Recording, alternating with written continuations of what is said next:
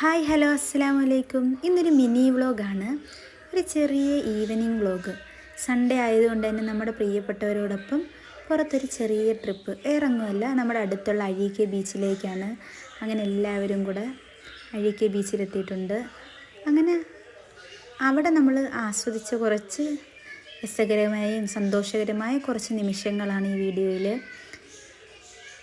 പിന്നെ ഐദൂട്ടൻ്റെ കുറച്ച് തമാശകളും, പിന്നെ ചിരിച്ചു കഴിഞ്ഞാൽ കരയിൽ അവനെ മസ്റ്റാണല്ലോ.